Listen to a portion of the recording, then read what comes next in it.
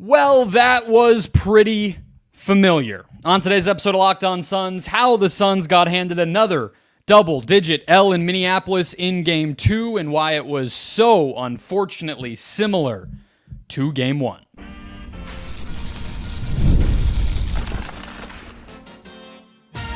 You are Locked On Suns, your daily Phoenix Suns podcast, part of the Locked On Podcast Network, your team every day. And we're back. This is Locked On Phoenix Suns. We are part of the Locked On Podcast Network, and I'm your host, Brendon Kleen, a credentialed media member covering the Suns for the past 7 seasons, and the host of the Just Basketball Show, wherever you get your podcast. Thank you for making Locked On Suns your first listen here post-game on this Tuesday. We are free and available everywhere, including YouTube, so hit that follow or subscribe button wherever you're getting us. Get a new episode in your feed every single Monday through Friday, plus a ton of bonus content through the playoffs, into the offseason, and beyond. We are here for you every day, so become an everydayer and get locked onto the Phoenix Suns, all playoffs and beyond. Today's episode, guys, brought to you by the FanDuel Sportsbook, the official sportsbook of the Locked On Podcast Network. Make every moment more. Right now, new customers get $150 in bonus bets guaranteed. That's $150, win or lose, straight to your account. Visit FanDuel.com/LockedOn to get started. Alrighty, 105-93.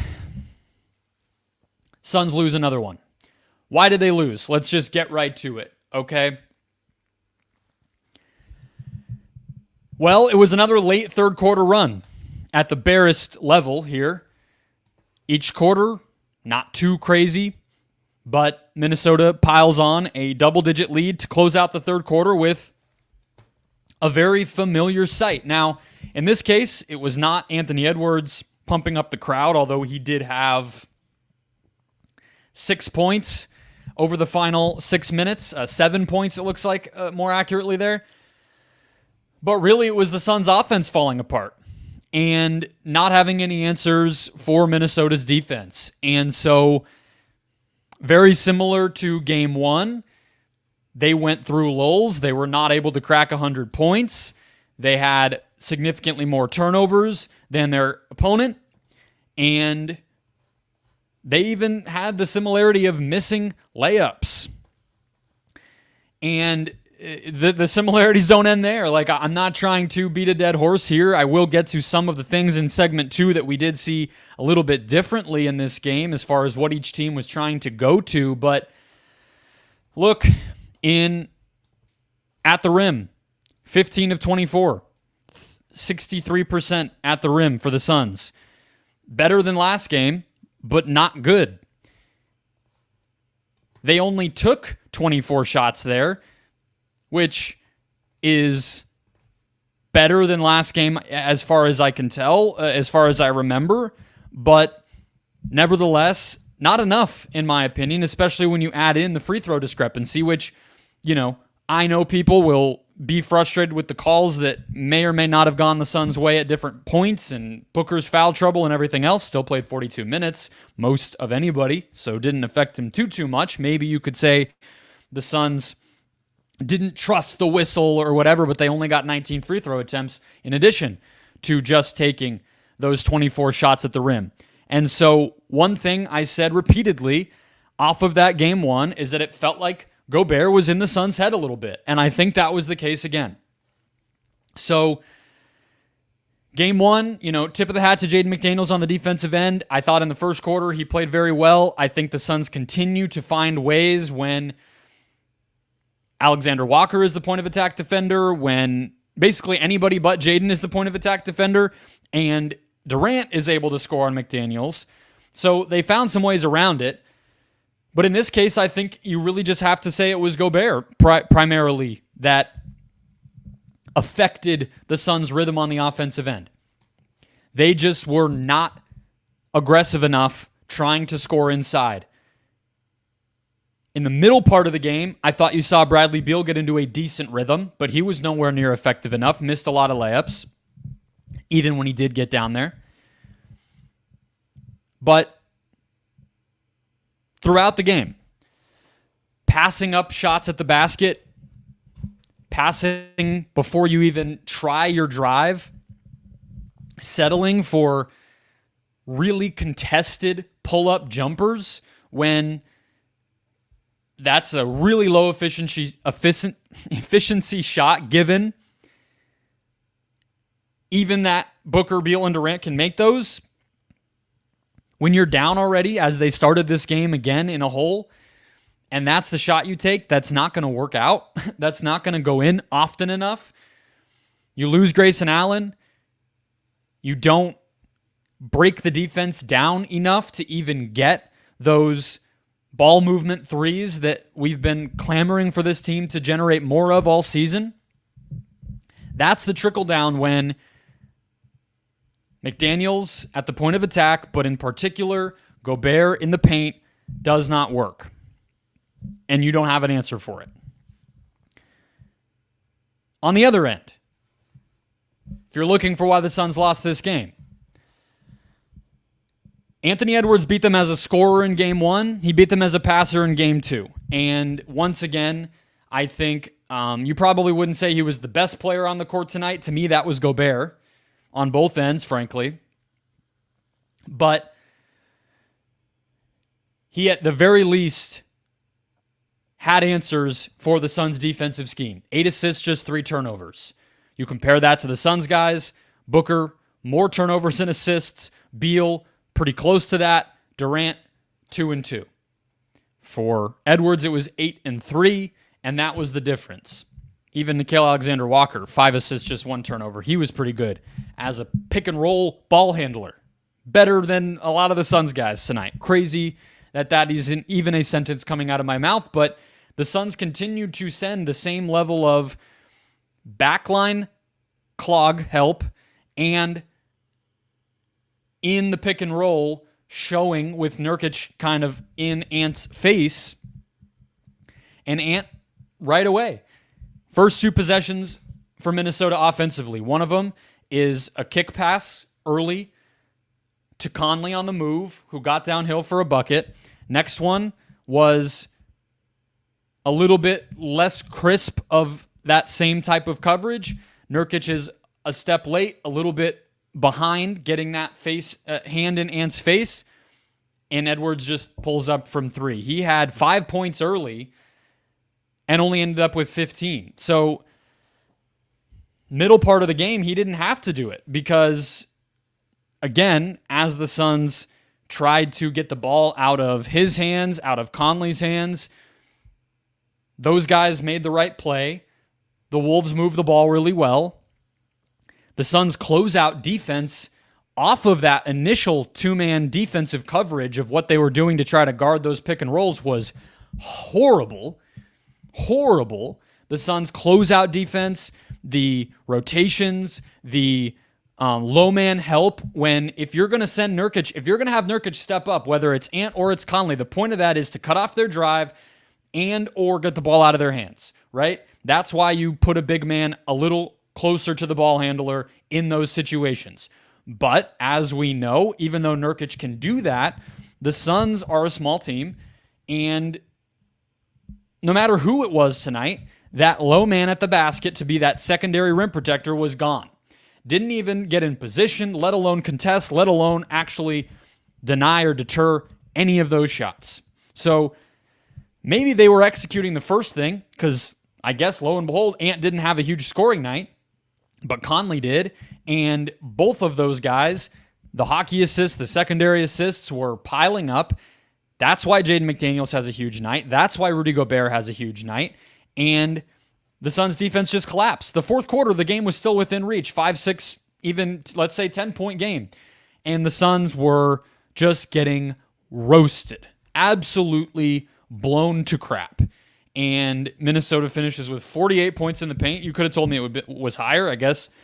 Only 105 total. That's probably a big part of it. And then, of course, the 26 of 30 from the free throw line, including 6 of 7 for Gobert, 7 of 8 for Ant, and you know the rest. So that's why. I mean, it is going to continue to be a game of who can execute in the pick and roll better. Can the Suns figure out a way to score against Gobert, against the point of attack defense, against that swarming help that Minnesota's going to send, versus can they have an answer to keep Ant in check and contain the ball movement that's going to come off of that. And so far they are 0 for 2, and that is why they go back to Phoenix looking like by far the worst of these two teams. Let's get into some of what did change coming up next.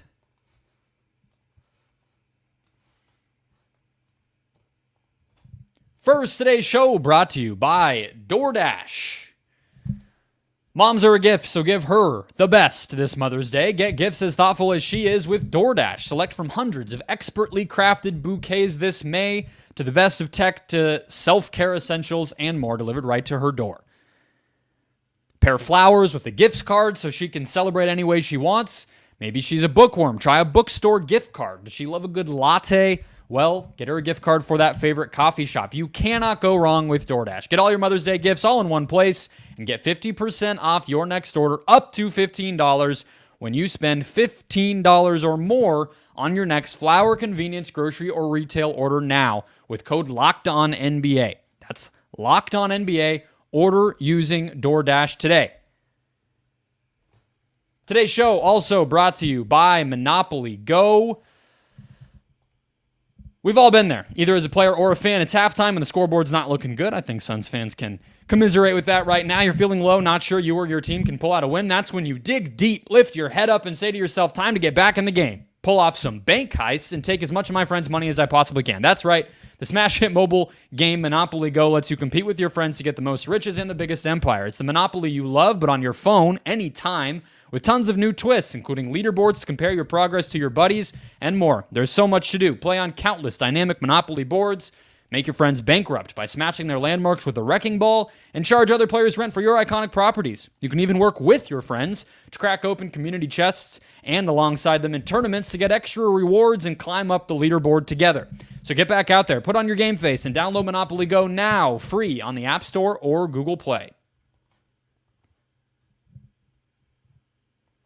Keeping the show rolling. Let's go. All right, so game plans adjustments. That's what we're going to do in these second segments as long as the postseason goes. Although, we'll see. But I warned you guys about how much the Suns would go out of their way to get those switches on Gobert. I mean, I know I've talked about the ball handlers, the primary scorers on this team, but frankly to me, as big of a part of this as anything so far in this series is the extent to which Rudy Gobert is outplaying Jusuf Nurkic.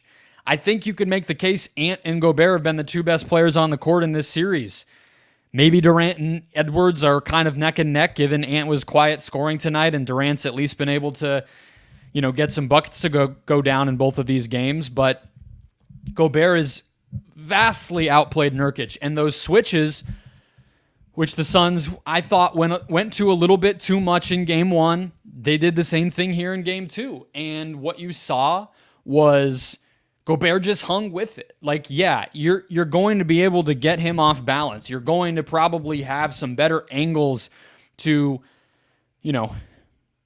get a step on him, or at the very least get a shot up over him, even though he has length, Van McDaniels or otherwise. But regardless, it takes a long time to do that. And in this case, you would think the best case scenario is, hey, you get Gobert on a switch and you run downhill, right? You blow past your guy. You blow past him. Now you're in the paint and you're kind of just solving a bunch of problems at one time. You're getting the good point of attack defenders out of the way, and you're getting Gobert out of the paint by switching him out there and then getting past him. But instead of all of that, which is similar to what happened in Game 1, the Suns weren't using all those benefits of those switches to their advantage at all. They mostly took pull-up threes over Gobert or pull-up jumpers of some kind. They did not drive and kick off of that. And it kind of just went to waste. A lot of those jumpers were misses, and the Suns only scored 21 points in the first quarter. You add on to that, so that was a game plan thing that I guess didn't really change. The biggest change the Suns had was that they, I guess not even a change, right? It was kind of an adjustment by Minnesota. The Suns continued to be probably, you would say, even more aggressive against Ant, and he just figured that out. I thought that the Suns, in both games, got some pretty good offense when they were able to get Towns switched, and they seemed to be more comfortable going right at him in those moments. So they continued to go at that. They continued to use Grayson Allen as a screener early, but they did not get him threes from that before he goes down with that ankle sprain, and it did not look good. Royce O'Neal didn't even get threes up. Royce O'Neal didn't take a shot, and they were using him as a screener as well. So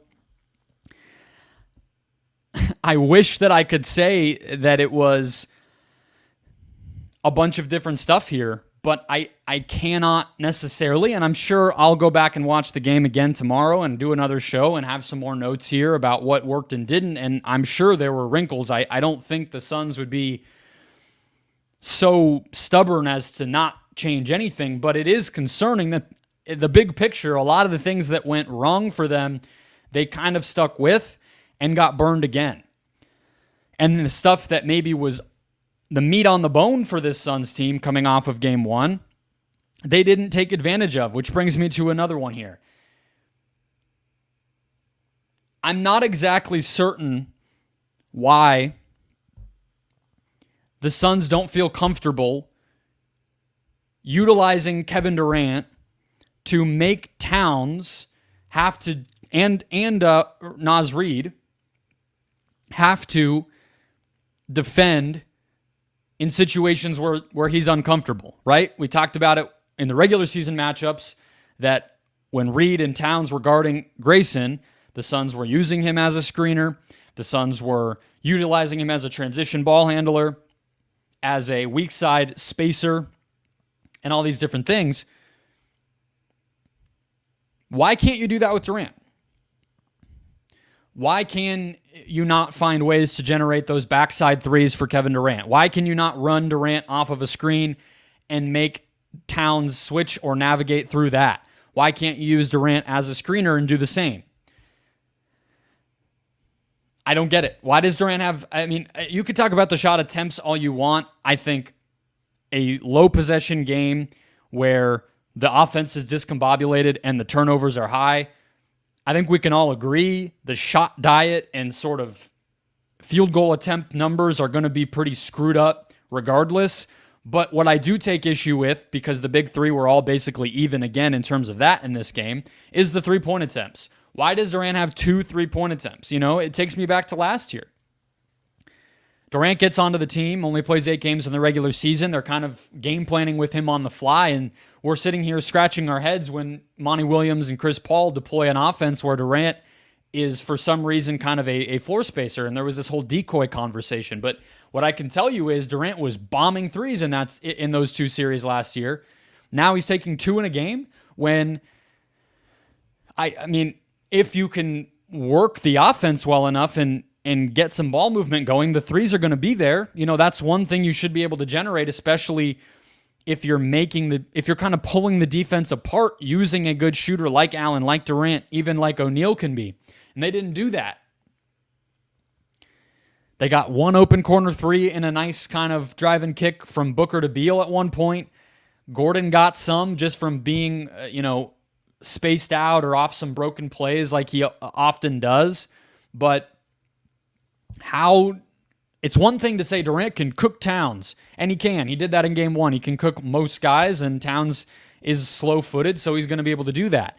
Why can you not utilize Durant in ways as a scorer that aren't just predicated upon him putting the ball into the basket, but bend the defense, pick at mismatches, attack weak points, particularly Reid and Towns, who I would say Towns being even worse, but Reid can get into some defensive moments in space where he's exploitable. How does that happen? The last thing I will say, as I pause and sigh, is the answer to some of that is that Nurk has been vastly outplayed. And I know I'm repeating myself, but the more that I sat with game 2 for the 10, 15, 20 minutes I was kind of gathering my thoughts before I hit record, one adjustment I wanted to see from the Suns in this game would be to just kind of stabilize things, get to their Nurkic-centric sets, let's call them. Times where Nurk is the primary playmaker. And that happened at times, again, especially in the middle part of the game. I thought Beal and Nurkic in the second and third quarters had some decent pick-and-roll moments. There were some plays early in the game, just like in game 1, where Nurkic was able to get free downhill for some kickouts or a dunk because Gobert was playing a more aggressive coverage and that drop pass was there. But overall, Nurkic is unable to find cutters because Minnesota's taking away the paint. So he has to score more, and that did not go well. He is, I think, exhausted, and the ways in which the Suns would like to use him, especially I think when the point of attack defense is so good and maybe teams aren't having to switch those actions as much, teams aren't having to give up passes to him or mismatches to him, and they're just kind of able to succeed guarding this stuff straight up. I think that's why the Suns haven't been able to get into some of that offense and why Nurkic hasn't been as effective and impactful. And so they're looking for answers right now. And a lot of it comes back to finding ways. You know, they did run some Spain pick and roll, maybe a little more than they did in the last game. I thought they handled the Wolves zone a little bit better, but again, that's like 2 or 3 possessions each of those things that I just listed off. They need to find ways for their ball handlers, Booker and Beal, to generate advantages, move the ball, and score off of that. I mean, it's just going to have to be what it is. And Durant too. You know, Durant as a pick and roll ball handler at times, a guy coming off of screens at times, a guy attacking closeouts at times, posting up, all the different variety of ways that Durant can cook you. They need to be searching those out and deliberate going to them, understanding that maybe the Nurkic as a passer stuff's not going to be there. I think more than what adjustments or changes we saw in this game, it was which ones we didn't see and which ones we couldn't see because Minnesota has so thoroughly just kaputted what the Suns want to be doing. To close out, I want to talk about the ugliness of these 2 games. It was only 2 weeks ago we were talking about that back-to-back against the Clippers. And we're back here. Why? I'll give you my best answer next. First, today's show brought to you by the FanDuel Sportsbook. It's playoff time in the NBA and NHL. Baseball's in full swing, and FanDuel is your place to bet on every game. Right now, new customers get $150 in bonus bets guaranteed. That's $150 straight to your account, win or lose. Bet on everything from slap shots to home runs to slam dunks, all on an app that's safe, secure, and easy to use. What are you waiting for? Visit FanDuel.com/LockedOn and make your first bet an automatic win. FanDuel, America's #1 sportsbook. Today's show also brought to you by BetterHelp. Sometimes we all need the opportunity to get something off of our chest. Big or small, certain things can really start to get to you, and it's important to let them out, especially to someone who's unbiased about your life. So today I want to say how I'm really feeling about something, and you might even be thinking about that same thing this week. It's what I'm about to talk about in the next segment, frankly. It is a disappointing bummer to have to watch the spring bring such ugly moments for this team so many years in a row. The lack of competitive juice is just difficult to watch, difficult to stomach as somebody who wants good things for this Suns team. Therapy can be different for everybody. Most of us have bigger problems than our favorite sports team, and it's important to get things off your chest every once in a while. If you're thinking of starting therapy, give BetterHelp a try. It's entirely online, designed to be flexible and suited to your schedule. Visit BetterHelp.com/LockedOnNBA to get 10% off your first month. That's BetterHelp, HELP.com/LockedOnNBA. Closing out the show. 93 points, 19 turnovers, 22 fouls committed, and poor effort, poor execution, no intensity. Again, 21 points in the first quarter, 22 in the second quarter, even worse in the third. No signs of life.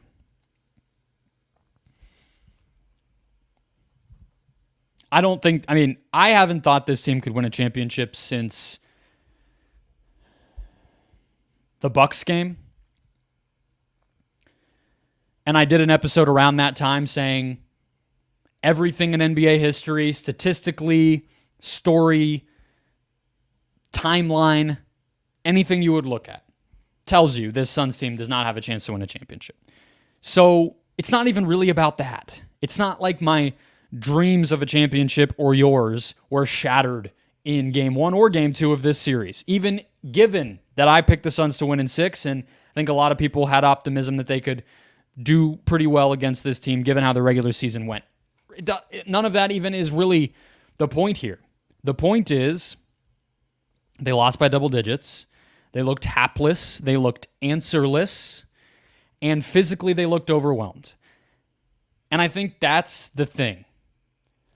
That's the part that, let's just say in the short term, the next 3 days, and if they cannot figure this out, the next several months will require some incredibly deep introspection about.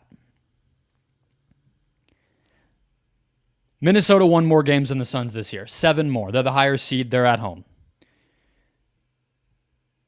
That alone does not explain why this team, which has an experience disadvantage, had a far less balanced regular season in terms of their defense was what led the way, and their offense had a lot of question marks, and that has not felt like the case in these games. They are somehow dictating the physicality level, the intensity level, the energy level, the heart of this series. Every minute of it. Anthony Edwards went 3 of 12 today. Did not have his huge offensive scoring explosion that he had in game 1, and yet he is riling up the crowd, and you're not going to hear a word of questioning or doubt or criticism of Anthony Edwards after this game because of how thorough it was, because of how much his and this team's intensity won this game for them. And that has been the case for 4 straight postseasons. Milwaukee, okay, fine. It's Giannis. And those games were pretty close. Dallas, Denver, okay, they're the champions. It wasn't quite as bad as the year before. And now Minnesota. Losing the ball, not executing on either end, bickering with the officials, having this dead look in your eyes. All of these things are things we've seen from this team every step of the way. And Devin Booker is the guy that is the through line there, as is James Jones, which I think gets overlooked at times. He's not on the court. He doesn't get to have control over all of that, but those are people that have been around and created whatever the atmosphere is here.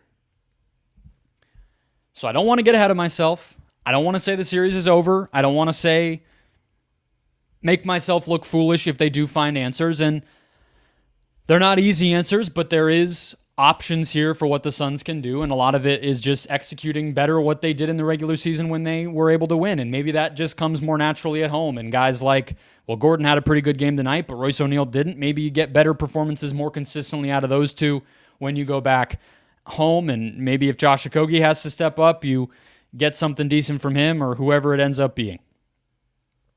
But I've seen this too many times. And it can't be how you go out and have pride about what you're building here. So if nothing else, as we head back to Phoenix, and we'll have more episodes between now and then, but if nothing else, it cannot be this ugly again.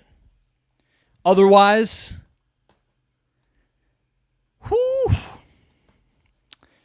we're going to have a lot to talk about this offseason.